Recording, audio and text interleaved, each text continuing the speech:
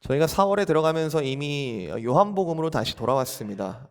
저희가 레위기 묵상을 한참 하고 요한복음으로 들어가서 예수님의 직접 육성이 느껴지는 예수님의 말씀들을 고별 강화 부분을 우리가 읽고 있죠.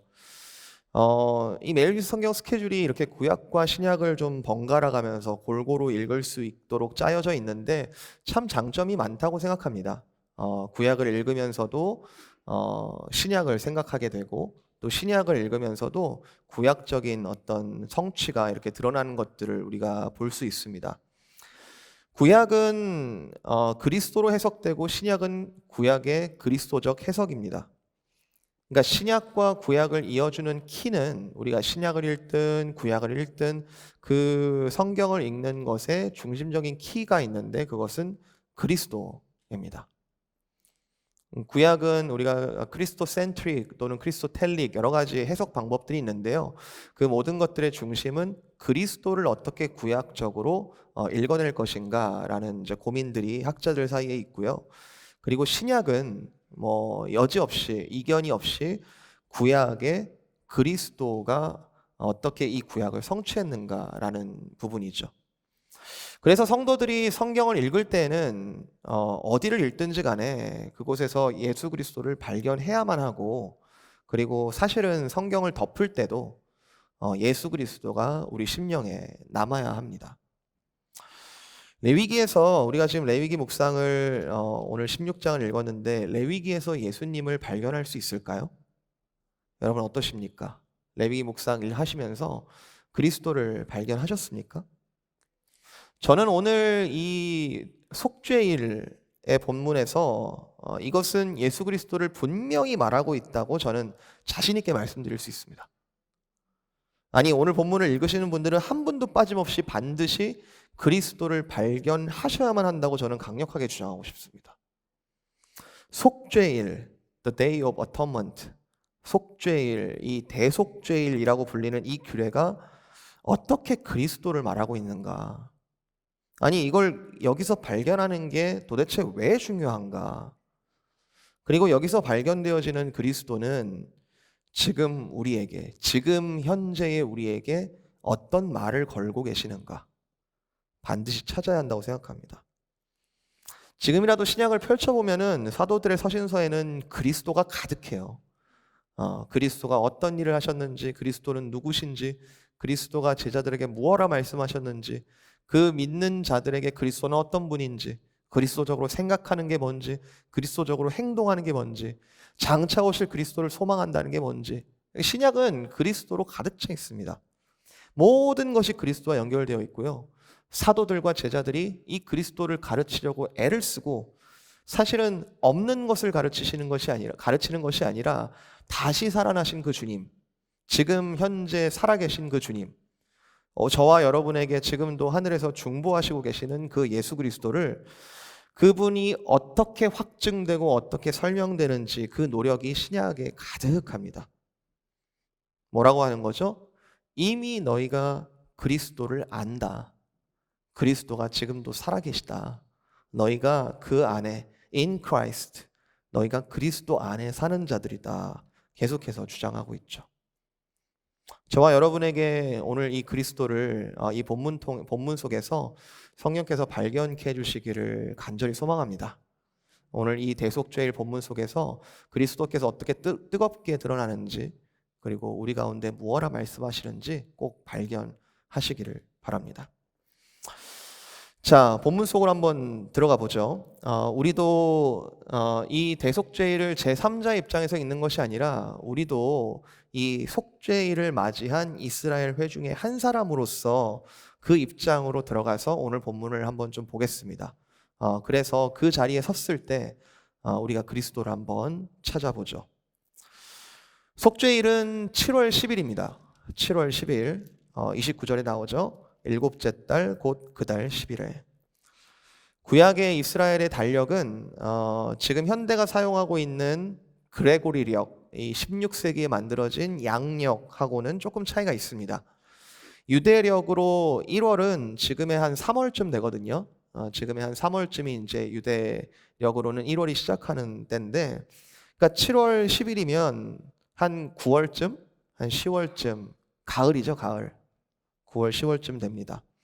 여러분 인터넷에 대속죄일 날짜 이렇게 치면 구글이 친절하게 가르쳐 줍니다. 구글이 2022년 욤키프루는 언제입니다. 이렇게 가르쳐 줘요. 왜냐하면 지금 유대인들은 이 욤키프루, 이 대속죄를 지금도 의미 있게 지키고 있거든요. 2022년 욤키프루 날짜는 어제 제가 찾아보니까 10월 4일 저녁부터 10월 5일 해질 때까지다라고 구글이 가르쳐 주더라고요. 네, 가을이죠, 가을. 10월이니까요. 그래서 유대인의 날짜로 이 7월은 사실 종교적으로 그리고 하나님을 섬기는 데 있어서 굉장히 중요한 날인데 7월에는 10일에 있는 이 대속죄일 뿐만이 아니라 7월의 첫날 1일에는 나팔절이 있습니다. 나팔절. 나팔절이 있고 15일에는 초막절이 있습니다. 그러니까 1일에 나팔절, 10일에 속죄일, 15일에 초막절 이렇게 순서가 있는 거죠. 나팔절은 그날 7월 1일이 되면 길게 나팔을 부는 날인데요. 이것은 곧 하나님 앞에 너희가 곧 서리라 하는 신호입니다. 너희가 이제 곧 하나님 앞에 서리라 라는 나팔로 신호를 줍니다. 그리고 7월 10일에 있는 속죄일 그 이후 5일 후에 있는 초막절은 절기라는 게 물론 여러 가지 의미를 담고 있기는 하지만 그 주요한 의미가 뭐냐면 땡스기빙, 감사와 기쁨의 축제를 담고 있는 절기가 초막절입니다.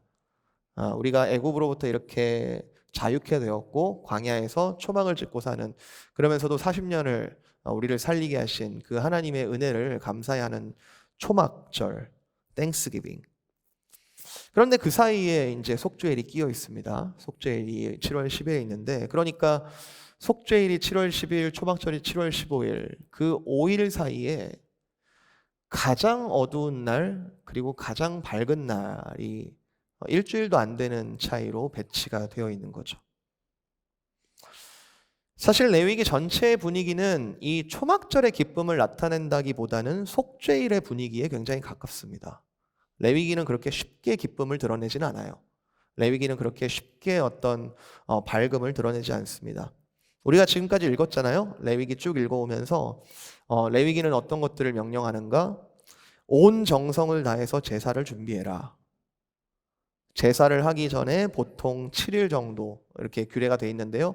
몸을 깨끗하게 씻고 부정하지 않도록 조심하고 성결하게 그날을 기다려라.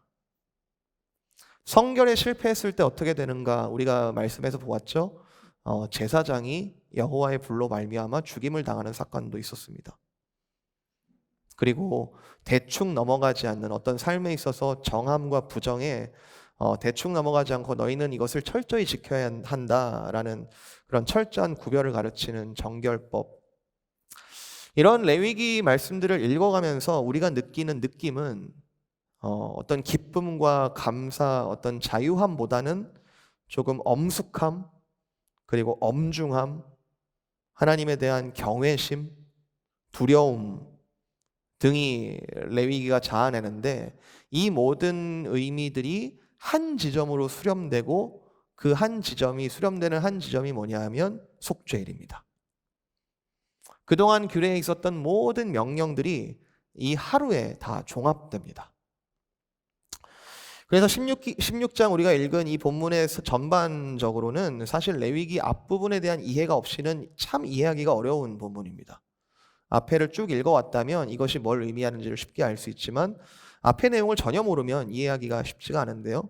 보세요 한번 1절 보시면 아론의 두 아들이 여호와 앞에 나아가다가 죽은 후에, 그냥 팩트를 이야기하고 있는 것 같지만 우리는 무슨 의미인지 알죠.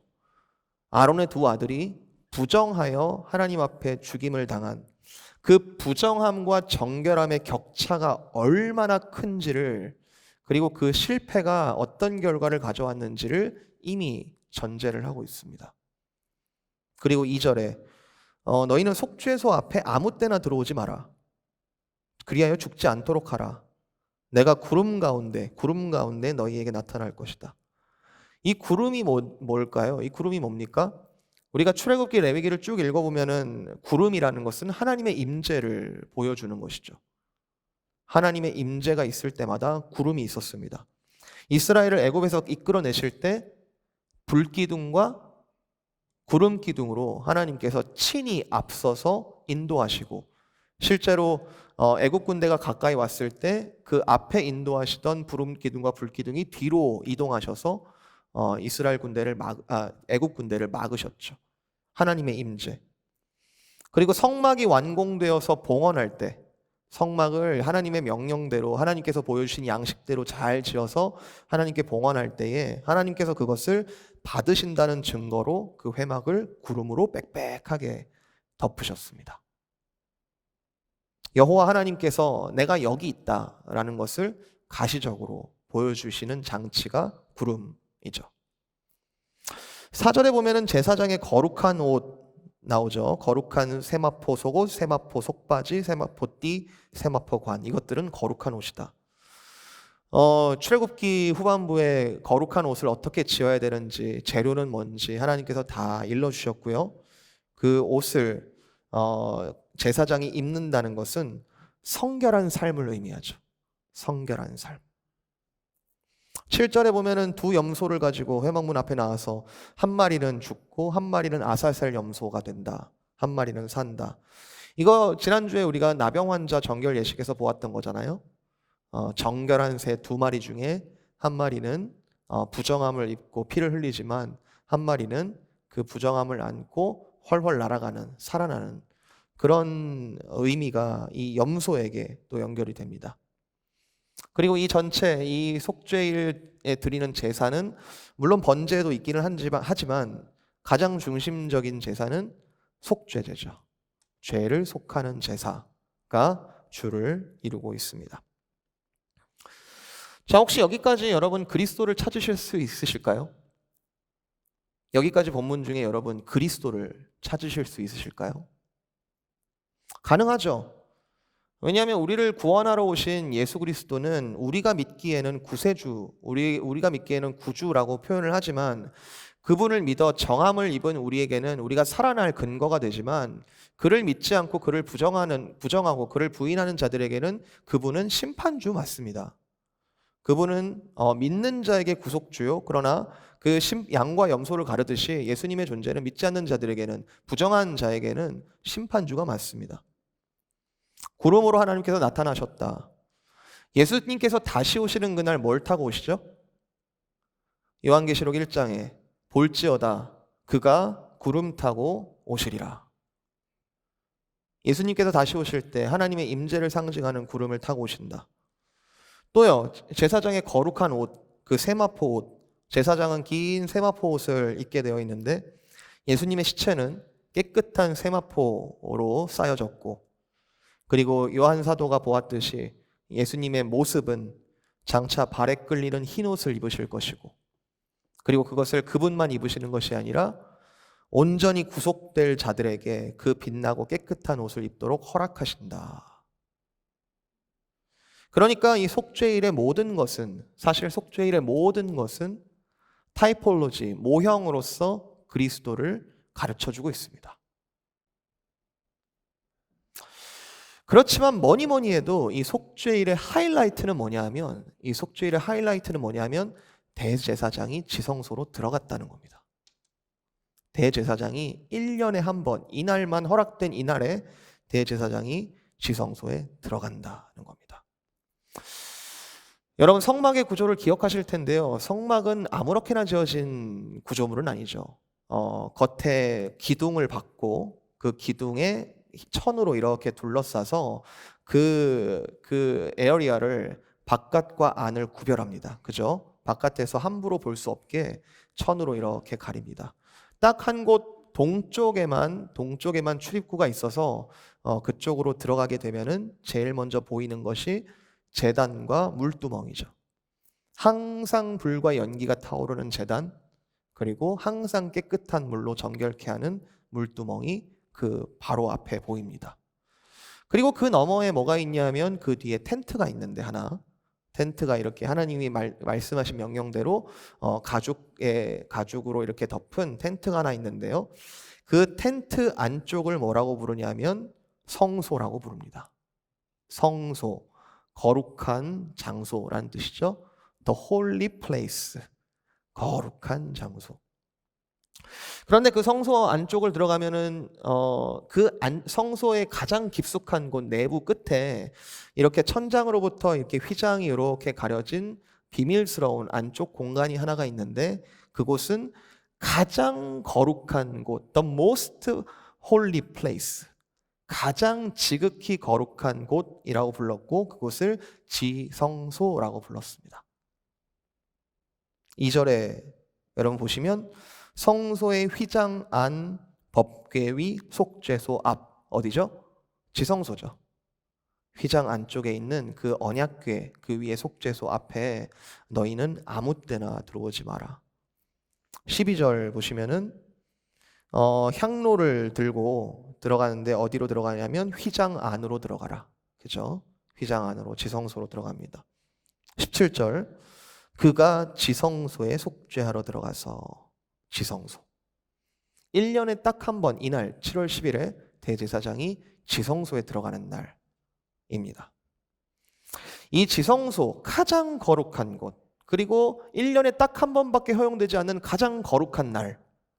이 공간과 시간이 지극히 거룩하기 때문에 대제사장이 그곳에 들어가 있는 동안에는 아무도 회막 안에 있을 수가 없고 그리고 꼼짝없이 기다려야 하는 시간, 기다려야 하는 공간이죠. 대제사장이 1년에 한 번 가장 거룩한 시간에 가장 거룩한 장소로 들어간다. 그냥 뭐 대제사장만 들어가면 되지 뭐 우리는 뭐 상관없이 그냥 서 있는 건가? 아니요. 생각해 보세요. 최소 200만 이상 되는 이스라엘이 그 회막을 중심으로 12지파가 진을 치고 이렇게 거주하는데 최소 200만 되는 이스라엘이 회막을 향하여 숨죽인 듯이 조용합니다. 입을 다물고 눈은 회막문에 고정시키고 귀를 기울입니다. 대제사장이 다시 나올 때까지 초조한 마음으로 기다립니다. 우리의 대제사장이 과연 다시 살아나올 것인가? 왜죠? 속죄일은요. 속죄일은 여러분 34절 보시면은 이스라엘 자손의 모든 죄를 위하여 1년에 한 번 속죄하는 날이에요. 1년에 한 번 이스라엘 자손의 모든 죄를 위하여 속죄하는 날. 이스라엘의 모든 부정함을 대제사장이 짊어지고 피를 들고 성소로 그 안쪽에 지성소로 들어가는 날인 거죠. 이스라엘은 다 봤잖아요. 다 알잖아요. 부정함으로 아론의 두 아들이 죽은 거 봤잖아요. 개인의 부정함조차 하나님께서 이렇게 엄중하게 다루시는데 제사장이 죽었는데 제사장이 죽은 건 물론이요. 개인들의 부정함들에 대하여 지금까지 얼마나 많은 1년 동안 얼마나 많은 속죄 제사가 거기서 드려졌겠습니까? 그거 다 왜 그러는 거예요? 그거 엑스트라 아니죠. 살기 위해서 우리가 하나님 앞에 죄를 속하기 위해서 드려진 속죄 제사 아닙니까? 그런데 지금 대제사장이 이스라엘 전체의 죄를 지고 죄를 대신 짊어지고 가장 거룩한 곳에 나아갔다. 여러분 기억하시겠지만 대제사장의 거룩한 옷의 끝에는 소리가 나는 방울이 달려 있습니다. 출애굽기에 나와요. 소리가 나는 방울이 달려 있는데 아무도 회막문 안에 들어갈 수가 없으니까 대제사장이 살아있는지 죽어있는지는 소리로만 확인합니다. 소리가 나면 대제사장이 아직 살아있는 거고 만약에 소리가 나지 않으면 대제사장은 지성소에서 죽임을 당한 거죠.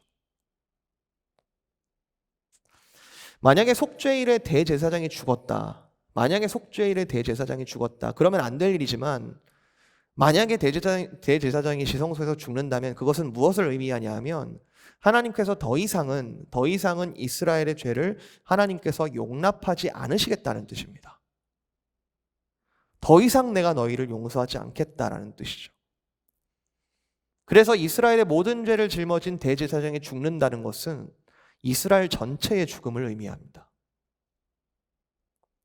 대제사장은 속죄제의 원리와 마찬가지로 그 죄를 대신 가져간 가축의 피값, 그 생명의 값을 들고 지성소의 속죄소 앞에 서는데 근데 만약에 그 값이 인정되지 않아서 대제사장이 죽는다?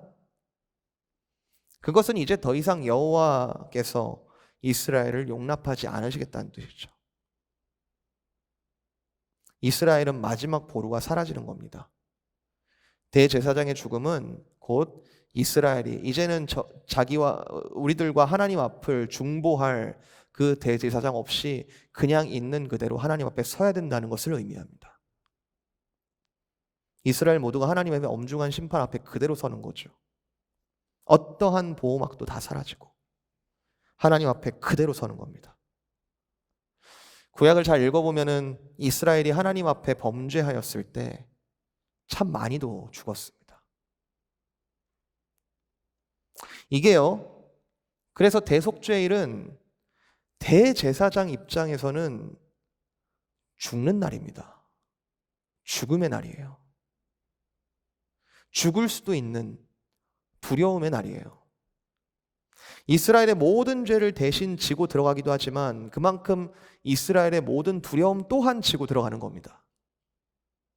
점점 지성소 쪽으로 걸어갈 때, 마지막 휘장을 걷고 지성소 안으로 들어갔을 때,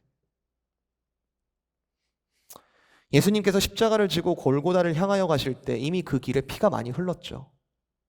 비아 돌로로사, 고통의 길. 그게 예수 개인의 죄 때문입니까?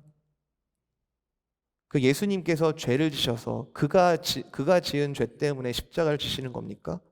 신약의 제자들이 입을 모아 외칩니다. 아니다. 그는 흠이 없었다. 그는 잘못이 없었다. 그는 결백했다. 그런데 그가 우리의 대제사장이 되어서 우리의 대속죄물이 되어서 우리의 죄를 지고 대신 죽임을 당하셨다.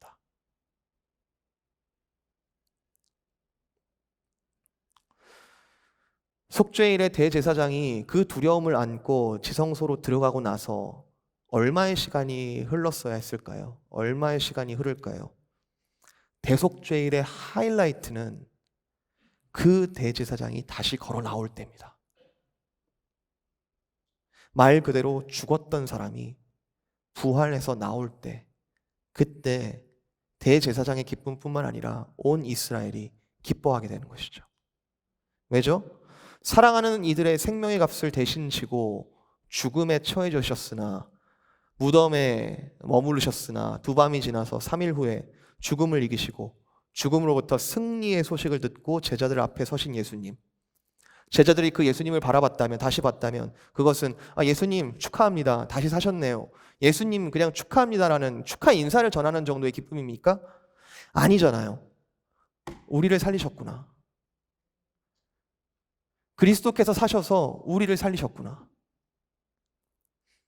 그것은 이스라엘의 부활, 그를 믿는 자들의 모두의 부활, 그리고 제자들의 부활 아닙니까? 우리가 이제는 하나님 앞에 용납되어졌다. 가장 어두운 날에 우리의 죄를 모두 짊어지고 대제사장이 들어갔으나 다시 나왔다. 그가 하나님 앞에 용납되어졌고 우리가 하나님 앞에 용납되어졌다. 사형수로 들어갔는데 무죄로 나옵니다. 물론 개인의 속죄 제사들도 모두 이러한 의미가 담겨져 있지만 대속죄일은 아주 이것이 극적이고도 근본적인 속죄를 담고 있는 거죠. 우리가 다시 살았다. 우리가 이렇게 다시 살 담력과 용기를 얻었다. 그리고 나서 아마 5일 후에 있을 초막절을 정말 기쁘게 준비했을 겁니다. 아무 거리낌 없이 준비했을 겁니다. 우리가 하나님 앞에 다시 살리심을 얻었으니, 그리고 이것들 누리게 하셨으니 우리가 마음껏 기뻐하자. 그 마음에 어떤 거리낌도 없이 다가올 한 해를 마음껏 이스라엘은 기뻐했을 겁니다. 여러분, 그리스도를 찾으셨나요? 여러분, 이 말씀 속에, 이 대제사장의 그 사역 속에 여러분 그리스도를 찾으셨습니까? 찬송가 160장 무덤에 머물러 라는 찬송가의 후렴이 원수를 다 이기고 무덤에서 살아나셨네. 어두움을 이기시고 나와서 성도 함께 길이 다스리시네. 성도들 함께 길이 다스리시네. 사셨네, 사셨네. 예수 다시 사셨네. 다시 사신 예수님에 대한 소식은 예수님 개인에 대한 축하합니다. 다시 살아나셨군요. 라는 말이 아니란 말이에요. 우리의 회복인 거죠.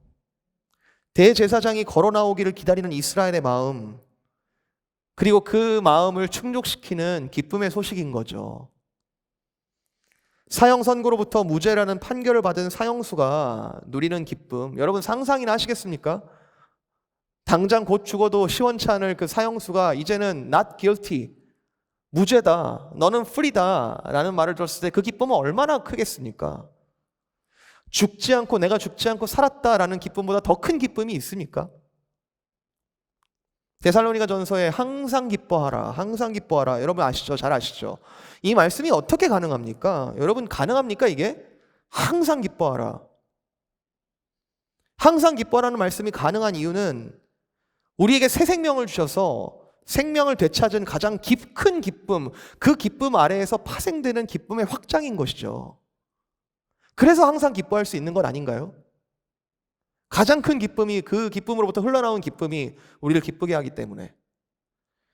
쉬지 말고 기도하라. 이건 어떻게 가능하죠? 쉬지 말고 기도는 어떻게 가능합니까? 우리의 중보자 되신 예수께서 죽지 않고 다시 살아나셔서 지금 하나님 보좌 우편에서 쉬지도 않고 졸지도 않으시는 분이 우리의 기도에 항상 귀 기울이고 계시기 때문에 우리는 쉬지 않고 기도할 수 있는 보장된 근거가 우리에게 주어진 거 아닙니까? 그가 다시 살아나셨기 때문에 우리가 항상 기도할 수 있는 것 아닙니까? 범사에 감사하라. 이건 또 어떻게 가능하죠? 범사에 모든 일에 감사하라. 이건 어떻게 가능하죠? 우리의 어떠한 실수와 어떠한 잘못에도 회개로 나아갈 때에 대속죄일과 주빌리, 희년처럼 그리스도께서 그의 생명을 들여 다시 원래의 자리로 우리를 돌려놓으실 수 있으신 분이시기 때문에 우리는 범사에 영원히 절망할 것도 없고 감사할 수 있는 건 아닙니까? 그가 다시 살아나셨기 때문에. 하나님과의 온전한 관계를 한번 100이라고 가정해 봅시다. 하나님과의 온전한 관계, 하나님과의 그 연합, 그 신비로운 연합 가운데 누리는 그 온전한 관계를 100이라고 한번 해봅시다. 그리고 0은 하나님과 상관이 없어진 관계, 서로 갚을 것도 미워할 것도 없는 중립적인 상태, 서로 기대할 것도 없는, 만약에 다시 온전한 관계를 이루기 위해서는 다시 처음부터 시작해야 되는 그런 상태를 한번 0이라고 한번 가정해 봅시다. 에덴 동산은 몇이겠어요? 100이겠죠. 하나님께서 그의 뜻대로, 그의 형상대로 창조한 모든 만물과 그의 형상대로 창조한 모든 인간이 하나님과 연합을 누리는 그 관계, 에덴 동산은 100이었을 겁니다. 그런데 그 아담과 하와가 범죄했다는 것은, 하나님의 명령을 정확히 거역했다는 것은 0으로 떨어지는 건가요? 아니요, 마이너스로 떨어지는 겁니다. 하나님과 네가 지금 약속을 파기했으니까 그냥 나랑 상관이 없다, 0으로 떨어지는 게 아니고 하나님 앞에 분명한 잘못을 한, 하나님의 말을 어김없이 어겨버린 마이너스의 상태로 들어가는 거죠. 0이라면 심판이 성립하지 않습니다. 서로 상관이 없기 때문에. 그런데 하나님의 말씀에 따르면 아담과 하와는 심판을 받아서 거기서 죽었어야 했잖아요. 너희가 만약 그 열매를 먹는 날에는 너희가 정령 죽으리라, 반드시 죽으리라. 그런데 왜 아담과 하와는 어떻게 죽지 않고 살았죠? 어떻게 죽지 않았습니까? 왜냐하면 속죄가 있었기 때문이죠. 여러분 자세히 기록이 안 되어 있긴 하지만 아담과 하와가 어떻게 죽지 않았냐면, 에덴 동산으로부터 추방될 때 하나님께서 가죽옷을 입히셨습니다. 하나님께서 그 피를 흘리셔서 가죽 옷을 만드셔서 그 아담과 하와, 벌거벗어버린 아담과 하와에게 가죽옷을 지어서 입히셨습니다. 첫 번째 속죄죠. 그리하여 아담과 하와는 죄를 지고, 그 아담과 하와의 어떤 죄를 지고 어떤 가축이 죽은 거죠. 그리하여 아담과 하와는 마이너스에서부터, 죽음에서부터는 벗어납니다. 왜냐하면 그를 대신한 속죄의 피가 있었기 때문에. 그러나 에덴 동산에는 있을 수가 없어요. 죄로 인해 온전한 관계가 이미 파괴되어 버렸기 때문에 속죄의 죽음은 마이너스에서 0으로 만드는 일을 합니다. 죽을 수밖에 없는 그 죄로부터 죽지 않게 만드는 역할을 속죄가 하는 것이죠. 마이너스에서 0이 되는 거 은혜 맞습니다, 여러분. 이것도 은혜 맞습니다. 이거 불충분한 게 아니라 은혜 맞습니다. 아담과 하와가 죽지 않고 살아난 것, 여러분 은혜 맞습니다. 그런데 아담과 하와의 케이스는 정확히는 0도 아니에요. 영 이상이에요. 아담과 하와는 자신들이 자초한 파괴 때문에 하나님께 뭔가를 구할 수도 없고 뭔가 더 달라고 말할 수 있는 염치가 없습니다. 그런데 하나님의 은혜를 경험하죠. 아담과 하와에게 주신 첫 아들 가인의 이름의 뜻은 어둠이란 뜻이에요. 플러스죠. 하나님께서 우리에게 뭔가를 더 손에 쥐어주셨다. 뭔가 더 얻게 하셨다. 우리가 얻었다. 그러면 대제사장의 죽음은, 예수님의 죽음은 마이너스에서 0이 되는 사건입니다. 우리가 죽을 수밖에 없는 사형의 자리에서 이제는 살게 된 마이너스에서 0이 되는 사건입니다. 대제사장이 죽으러 들어갔어요. 혹시 거기서 대제사장이 죽었다? 그렇게 되면 이스라엘의 처지는 마이너스에서는 0이 되는 거죠. 그것도 대단한 겁니다. 누군가가 또는 가축이 피를 흘려 그 생명의 값으로 누군가 죽지 않게 되었다. 그게 제사제도잖아요. 제사제도는 마이너스인 사람을 0으로 돌리는 거잖아요. 죽지 않게 되었다. 그런데 중요한 것은 대제사장이 살아나왔다는 것은 단순히 0이 된 게 아니라 100으로 돌려놓는 거예요. 온전한 회복을 이루신 거라고요. 더 이상 내가 너를 죄인으로 보지 않겠다. 내가 너를 의롭다 여기리라. 온전한 관계가 회복됐다는 거예요. 하나님이 허락하신 100으로 돌려놓는 거예요. 그래서 이스라엘은 초막절을 기뻐할 수 있는 거예요. 우리가 그저 연명하는 삶을 얻은 정도의 0으로 돌아간 게 아니라 하나님께서 우리를 불쌍히 여기사 우리를 100으로 다시 돌리셨다. 대제사장이 아무런 상처 없이 살아나옵니다. 모든 죄를 지고 들어갔는데 살아나오는 거죠. 그래서 초막절을 기뻐할 수 있는 거예요. 0이 아니라 100이어서 기뻐하는 거죠. 우리가 예수님의 고난만을 강조하게 되면은, 우리가 예수님의 고난, 죽으심만을 강조하게 되면은 죄의 사망을 피한 정도, 0 정도의 상태이겠지만 예수님께서 부활하셨다는 사실은 100을 의미하는 겁니다. 0으로 리셋된다는 것은 우리가 다시 스타팅 포인트에 섰다, 다시 출발선에 섰다, 그냥 새로운 출발하는 자리에 우리를 되돌려 놓으셨다 정도이겠지만, 우리를 100으로 회복시키셨다는 것은 완전한 회복이라는 말입니다. 예수께서 다시 사신 것은 우리를 새로운 출발할 수 있는 자리로만 돌린 게 아니고요, 완전하게 회복하신 거라고요. 그 피의 능력을 우리가 축소하고 있는 건 아닙니까? 로마서 3장 한번 찾아보시겠습니까? 로마서 3장. 로마서 3장 23절. 제가 있습니다. 로마서 3장 23절. 모든 사람이 죄를 범하였음에 하나님의 영광이 이르지 못하더니 그리스도 예수 안에 있는 속량으로 말미암아 하나님의 은혜로 값 없이 의롭다 하심을 얻은 자 되었느니라. 이 예수를 하나님이 그의 피로써 믿음으로 말미암는 화목제물로 세우셨으니 이는 하나님께서 길이 참으시는 중에 전에 지은 죄를 간과하심으로 자기의 의로우심을 나타내려 하심이니 곧 이때에 자기의 의로우심을 나타내사 자기도 의로우시며 또한 예수 믿는 자를 의롭다 하려 하심이라.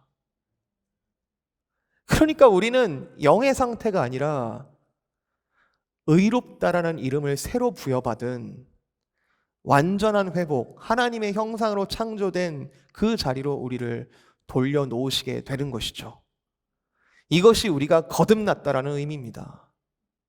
다시 새 출발을 하는 게 아니고 하나님의 형상으로 우리를 회복시키셨다는 것. 사랑하는 성도 여러분, 예수님을 우리가 주인으로 믿는다는 거, 예수님을 우리의 구주로 믿는다는 거, 그리고 예수님께서 이루신 것은 새 출발 정도가 아니고요, 완전한 회복입니다. 우리를 의롭다 하신다고요. 우리를 의롭다 하신다고요. 죄가 없이 하신 것 이상으로 우리를 의롭다 하십니다. 그 걸음이 설령 초보일 수는 있어요. 예수님을 믿고 난 우리의 걸음이 초보일 수는 있어요. 그리스도의 장성한 분량에 아직 못 미칠 수도 있어요. 나를 돌아보니까 죄에 번번이 지는 것 같고 매일매일이 힘에 부치는 하루하루일 수도 있습니다. 로마서 7장의 바울의 탄식, 오호라 나는 곤고한 사람이로다. 누가 나를 이 죄의 사망의 몸에서 나를 건져낼까? 마치 사망의 몸에 갇혀있는 것 같은 연약함, 끝없는 연약함, 그리고 나의 무릎을 꿇게 만드는 그 외부의 고난들. 그렇지만 그렇다 할지라도 그러므로 이제 그리스도 예수 안에 있는 자에게는 결코 정죄함이 없나니, 결코 정죄함이 없나니, 결코 정죄함이 없나니, 이는 그리스도 예수 안에 있는 생명의 성령의 법이 죄와 사망의 법에서 너를 해방하였습니다. 이게 단순히 영어로 돌아가는 겁니까? 아니요. 죄와 사망의 법에서 너를 해방시키고 결코 너를 정죄함이 없다. 예수님은 너무 분명하게 내가 길이요 진리요 생명이다 라고 말씀하셨습니다. 그리고 나를 믿으라. 나를 믿는 자 그는 의롭다 칭함을 받고 영생을 얻으리라. 너무 심플하게 말씀하십니다. 바울은 이 예수님을 만났고 다메섹 도성에서 만났고 그대로 믿었습니다. 아, 나를 완전하게 회복시키셨구나. 바울이 자기의 죄가 생각 안 났겠습니까? 자기가 그리스도인들을 죽게 만드는데, 스데반 집사를 포함하여 그리스도인들을 죽게 만드는데 자기가 일조하지 않았나요? 그런데 그 죄를 카운트하기보다 하나님의 사랑이 너무 커서 나를 완전하게 회복시키셨다는 것을 믿었습니다. 그리고 이렇게 가르쳤죠. 너희는 이제는 자유롭게 사랑하라. 하나님은 사랑이시니 너희는 자유롭게 사랑하라. 더 이상 죄의 빚을 카운트하고 있지 말고, 더 이상 주저앉아 죄의 빚을 카운트하고 있지 말고, 사랑에 대해서만 더 사랑해야 할 것처럼 사랑에만 빚진 자처럼 살아가라. 왜냐하면 우리 주님께서 나를 대신하여 죽으시고 부활하셨기 때문에, 그렇게 사랑하셔서 나를 살리셨기 때문에 너희는 더 이상 죄 있는 자로 스스로를 여기지 말고 그 거룩함, 그 사랑을 사모하며 위의 것을 찾으라.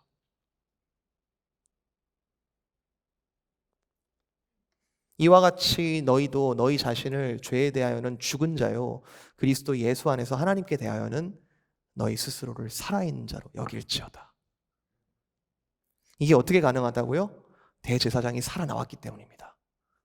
예수 그리스도께서 무덤 문을 열고 살아나오셨기 때문입니다.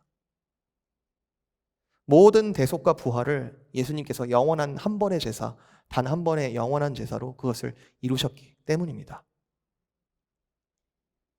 대속죄의 일을 앞두고 대제사장은 큰 두려움에 사로잡혔겠지만 예수님은 십자가 사건 전날 밤에 제자들을 향한 마지막 가르침 속에서 아주 당당하게 얘기하셨어요. 너희는 마음에 근심하지 말라. 하나님을 믿으니 또 나를 믿으라. 그리고 말씀하신 그대로 그는 살아나셨습니다. 아멘이신가요? 우리가 그 주님 믿는 건 아닙니까? 우리가 문자 속에 갇혀져 있는 예수님 아니고, 문자 속에 갇혀져 있는 그 하나님의 옛날 뜻 아니고 살아나신 주님 믿는 건 아닙니까?